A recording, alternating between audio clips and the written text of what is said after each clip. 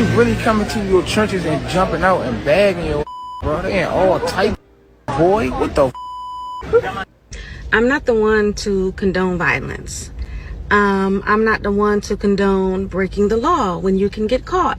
However, I do think now is not the time to be no suck-ass pussy. And this is for all the people that like to break the law, that like to rob people, that like to shoot people, that like to murder people. Now is your time to resist in DC. What I'm seeing across the board is insane for me to see in my city. It's insane. I want y'all to harass the people that are harassing y'all versus regular citizens, versus the people that go to work every day, versus the people who keep the economy in our area going every day. I want y'all to run these police up out of here and terrorize them the same way y'all terrorize the citizens of your city. You know what's funny? I'm seeing what Trump is doing. You know, I don't agree with a lot of things that he's doing, especially with the homeless. He's making a law for homeless people can't sleep on the streets. Where are they gonna go? Like, real talk. But one thing, I'm sitting back and I got my popcorns and I'm looking at and I'm paying attention to you killers in the hood. You sliders in the hood. You niggas who be making all these videos talk about this, my block, niggas can't come over here, niggas can't do that. Now Donald Trump has deployed the National Guard, Army, FBI, and so many other police agencies in Washington, D.C.'s in the hood. And he's planning on doing it in other neighborhoods around the world. But my message is to you niggas now. Have the same energy. Run them off the block. Why they not checking in? Why you niggas running? Have that same energy. Y'all want the fucking police badge numbers now, but you didn't want that little girl or that boy name when you killed them. Have that same energy. Halftime ass gangsters. You put niggas in the ditch. Who are them niggas dropping this? Hey, it's too far, man. Welcome home, baby girl. We just put some more blocks. You got some more sticks. A few moments later. Why they hopping in? Oh my God! Oh my God! Oh God! They want to fill it up! Where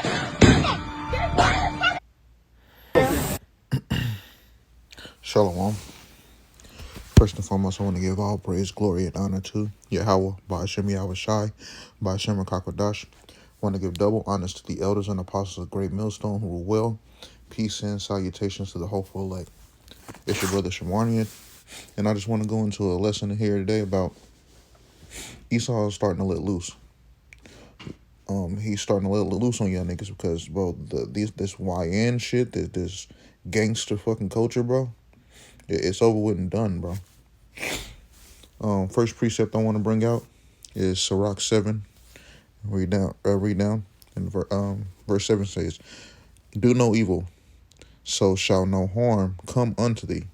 And we not supposed to do evil, but harm comes our way because our people that they love. You can get that in Jeremiah 4 and 22, and we'll come back.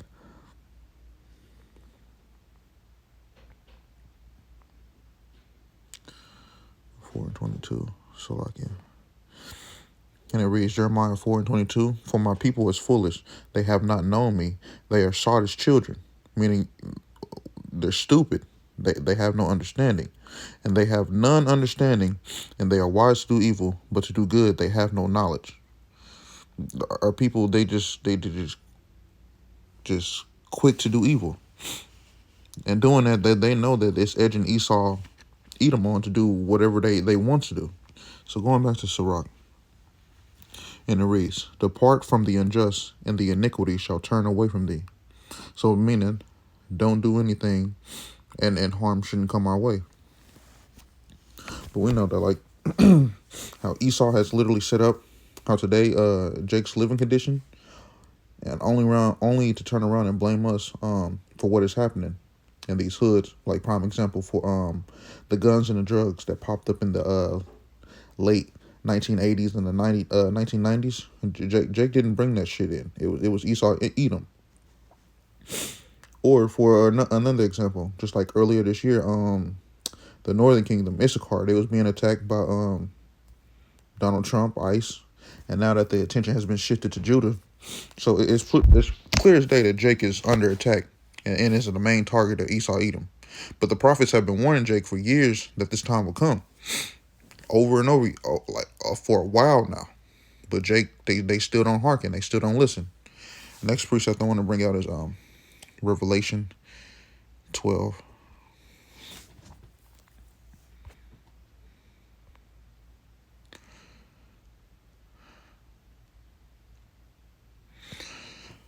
And it reads, And I heard a loud voice saying in heaven, Now is come salvation and strength and the kingdom of our power, and the power of Hamashiach, for the accuser Slakia, of our brethren is cast down, which accused them before our power day and night.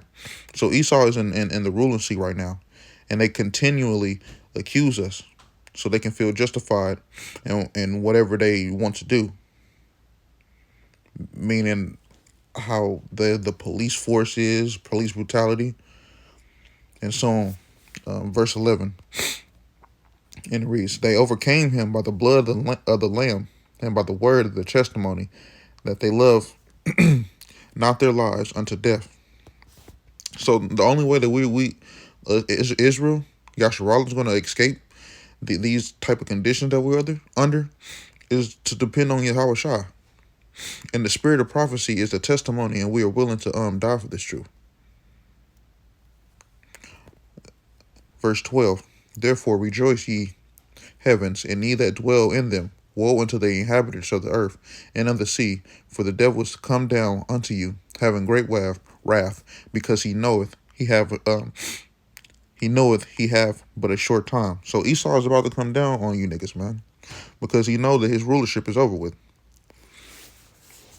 Now you can see it clear as day. These prophecies are literally jumping off the page, proving itself day in and day out. So next precept I want to bring it out is Psalms 10.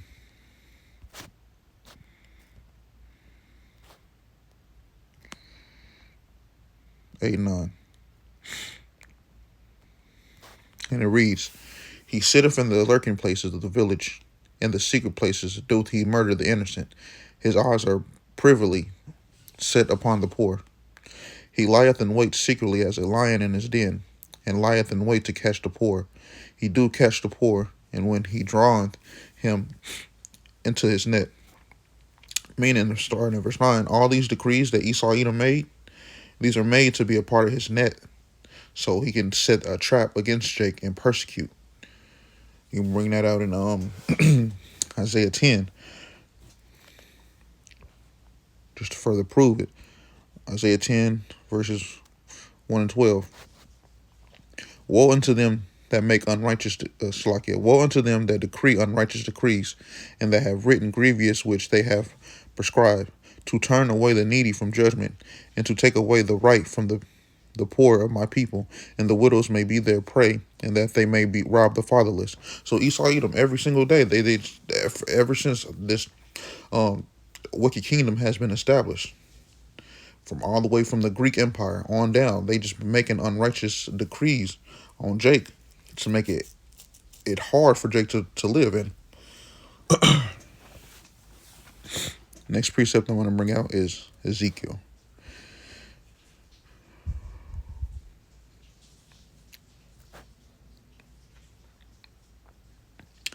(21 and 12), I believe. And it reads, Cry and howl, son of man, for it shall be upon my people. It shall be upon all the princes of Israel. Terrors upon the reason of the sword shall be upon my people. Smite them. Salakia. Smite them therefore upon thy thigh. Meaning, Yahweh Ba'ashem Yahweh Shai is about to put you wicked niggas to death because he is tired. He's tired of this like utter filth that's going on in the world today, especially among our people. Robbing one another, killing one another, like it's just unrighteous and vile. And it says like this is the worst generation to be around. Like literally, niggas is robbing everybody. They don't have no regard to no morals, nothing. What is it? Wisdom of Solomon, I believe. Well, I can get that. Um, Salakia. I was out there. Wisdom of Solomon 3:9, 19, I believe. Fine. And it reads, Wisdom of Solomon 3:19, for horrible is the end of this unrighteous generation. Meaning, Yahweh Shem Shai is about to let Esau Edom let loose on Jake. Because this YN shit, these bitches and how they be acting today, bro, it's just, it's not it. And we need salvation to get up out of here, because this is not our rest, and this is not how we're supposed to be living. So next precept I want to bring out is Jeremiah.